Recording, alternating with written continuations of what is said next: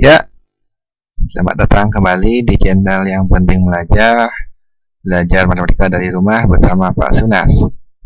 Pada video kali ini, kita akan membahas materi SMK kelas 3 ya, tentang ukuran penyebaran data. Ukuran penyebaran data itu terdiri dari jangkauan, yang kedua simpangan rata, 3 varian sitoragam, keempat simpangan baku, kelima angka baku, keenam koefisien variansi. Pada video kali ini kita akan membahas 4, yaitu jangkauan, simpangan rata, variansi, dan simpangan baku. Nah, kita mulai dengan jangkauan atau ring. Jangkauan atau ring itu adalah selisih data terbesar dikurangi data terkecil. Atau bisa kita katakan jangkauan adalah X max dikurangi X min, atau data terbesar dikurangi data terkecil. Sangat gampang.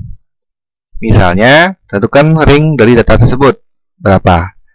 Berarti di sini kalian harus menentukan dulu data terbesar berapa, data terkecilnya berapa. Terbesar itu 15, terkecilnya 2 kan. Nah, berarti jangkauannya tinggal dikurangi aja.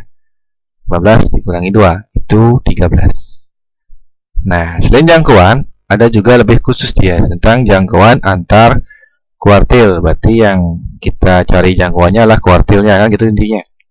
Berarti jangkauan per kuartil itu ya berarti kuartil 3 dikurangi kuartil 1, atau kuartil atas dikurangi kuartil bawah. Itulah disebut dengan jangkauan antar kuartil.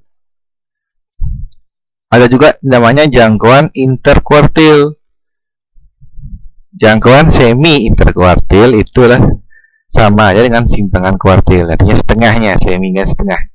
Berarti setengah dari kuartil 3 dikurangi kuartil 1. Nah, sebagai contoh misalnya diberikan data sebagai berikut. Nah, bisa kalian lihat datanya ada 5, 5, 2, 2, 4, 1, 7, 8.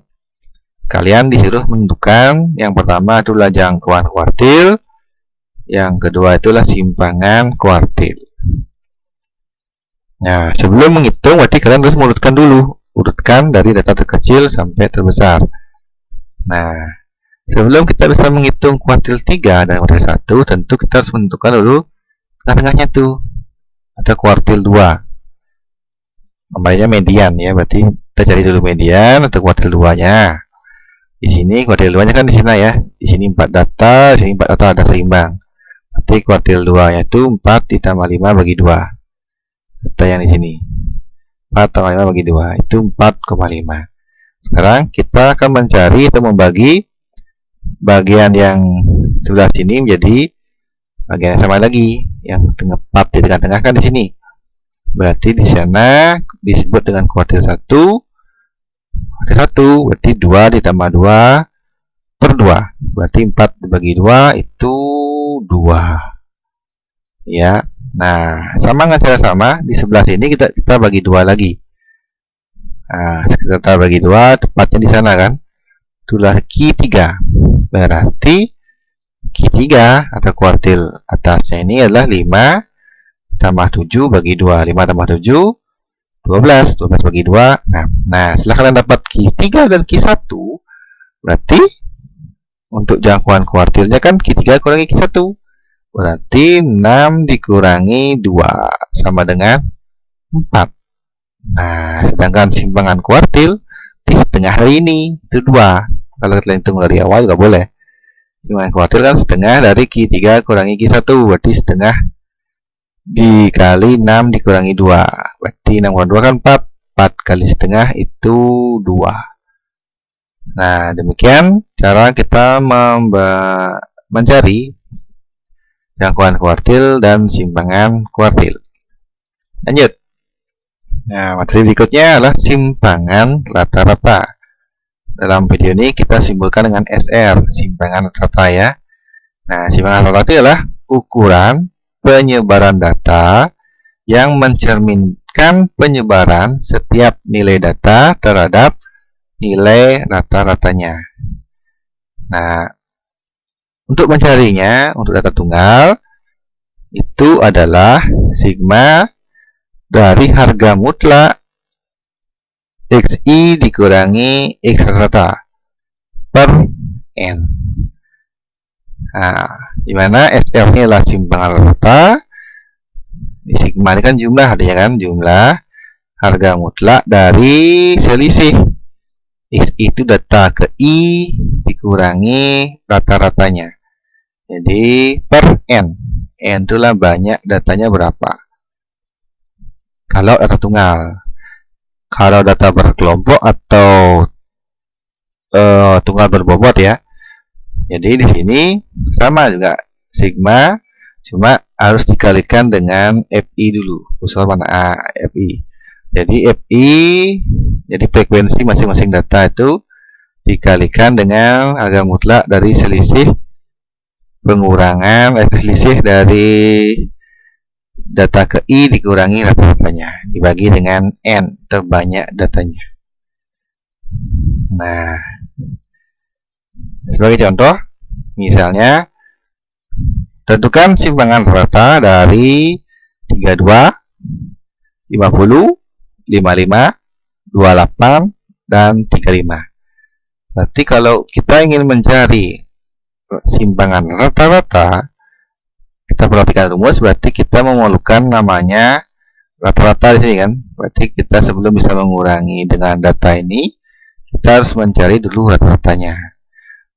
Nah, cara mencari rata sudah kita bahas di video sebelumnya, atau min ya.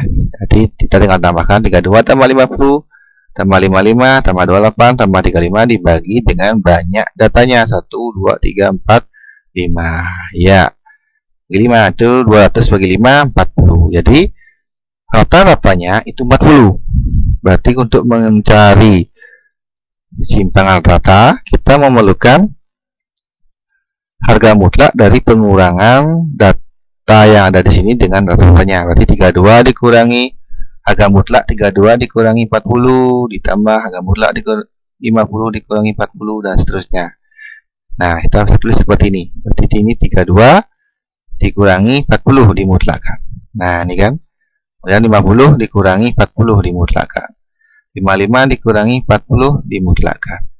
28 dikurangi 40 dimutlakan dan seterusnya.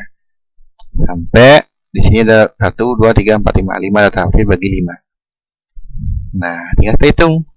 32 dikurangi 40 itu negatif 8. Dimutlakan menjadi 8. Di sini ya, tuh. 50 kurangi 40, 10 dimutlakan ya 10. 55 dikurangi 40, 15 dimutlakan ya 15. 28 dikurangi 40 itu 12, negatif 12 dimutlakan berarti 12. 35 dikurangi 40 negatif 5 dimutlakan menjadi 5. Jadi tinggal kita tambah dibagi 5. Itu 50 dibagi 5, 10. Berarti simpangan rata-rata dari data tersebut adalah 10. Mudah-mudahan bisa dimengerti ya. Lanjut. Tadi simpangan rata-rata. Sekarang kita lanjutkan ke variansi atau ragam. Sama nggak simpangan rata? Kita akan membedakan menjadi dua jenis ya. Jadi ada yang data tunggal, ada yang data tunggal berbobot atau berkelompok. Nah, itu data tunggal. Jadi variansi atau ragam ini kita akan simulkan dengan S kuadrat. Jadi di sini rumusnya juga mirip dengan simpangan rata. Cuma kalau di simpangan rata-rata kita menggunakan harga mutlak, sedangkan di ragam atau variansi ini kita juga mengurangi dengan rata, cuma kita akan menguadratkannya. Ini adalah kuadrat ya. Jadi sini jumlah dari selisih XI dikurangi rata-rata kita kuadratkan. Selisih kuadratnya ya dibagi dengan N. Untuk data tunggal berbobot atau data berkelompok juga sama. Jadi tinggal kita kalikan dengan FI. Jadi frekuensi dari masing-masing datanya. XI dikurangi X rata-rata kita kuadratkan dibagi dengan N.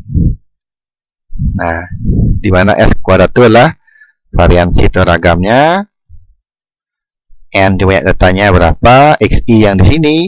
Kalau dia data tunggal berbobot, berarti data ke I. Kalau dia data berkelompok, berarti itulah titik tengah atau nilai tengah dari data berkelompoknya, dari interval kelasnya ya. Jadi ini nilai tengah kalau dia data berkelompok. X bar rata-rata udah biasa, FI itu frekuensi data ke I udah biasa. Nah, di sini coba kita, karena tadi sudah kita pakai data tunggal, di sini oh ya, satu simbangan baku. Nah, simbangan baku atau standar deviasi itu juga berhubungan dengan variansi ya. Jadi kalau variansi lah S kuadrat, kalau simbangan baku lah S. Berarti di sini S kuadratnya itulah jumlah sigma dari XI kurangi X rata-rata dikuadratkan per N. Berarti simbangan bakunya tinggal kita tarik akarnya. Nah, seperti itu ya. Jadi tinggal kita akarkan jawaban dari variansi atau simbangan baku itulah akar kuadrat dari ragam atau variansi. Itu boleh. Sama juga dengan data tunggal berbobot atau berkelompok. Jadi tinggal kita cari akarnya. Jadi akar dari ragam atau variansi. Nah, coba kita lihat soal. Misalnya kita pakai data tunggal berbobot lah sekali. Nah, ada data seperti ini. Berarti kalian diberikan data tunggal berbobot. Berarti langkah pertama juga sama dengan simbangan rata ya. Kita cari dulu rata-ratanya. Nah, rata singkat ya. Di jumlah atau sigma dari FI kali XI. Berarti kalian harus mencari dulu hasil perkaliannya. 2 kali 4, 4 kali 5, 6 kali 8, 8 kali 3. Kalau kita biar gampang, kita buat tabel aja.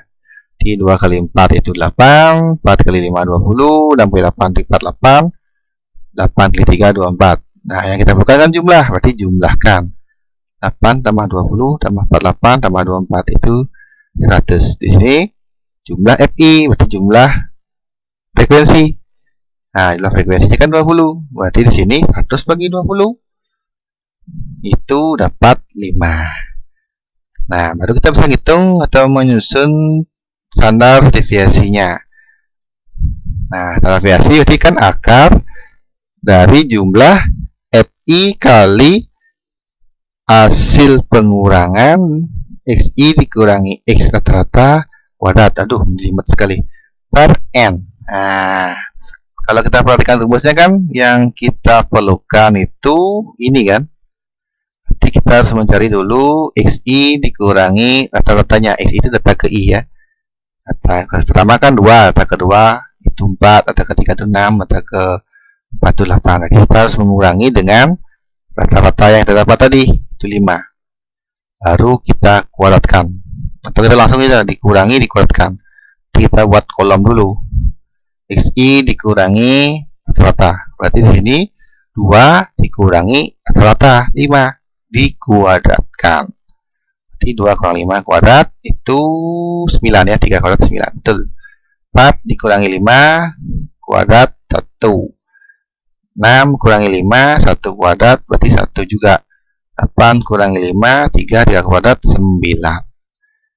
Di sini kita nggak perlu jumlah, karena yang kita perlukan adalah jumlah dari perkalian FI kali ini kan. Berarti kita buat kolom dulu, FI dikali kolomnya ini, berarti ini dikali dengan F. Kita buat, nah FI kali ini berarti 4 dikali 9 36. 5 kali 1 5, 8 kali 1 8, 3 kali 9 27. Nah, kita perlu jumlah. Dijumlahkan ini 36 tambah 5 tambah 8 tambah 27 itu 76. Sedangkan N-nya kita hitung itu 20. Ya udah, simpangan rata-ratanya ya kita hitung aja. Di 76 dibagi 20. Akar dari 76 bagi 20 itu sama dengan akar dari 3,8. Berarti standar deviasi dari data tersebut adalah akar 3,8. Demikian materi pembelajaran untuk video kali ini. Jika ada pertanyaan, silakan ditanyakan di kolom komentar. Boleh. Ingat, like and subscribe. Share juga boleh ya. Ya, terima kasih sudah menonton. Mudah-mudahan bisa membantu. Bye-bye.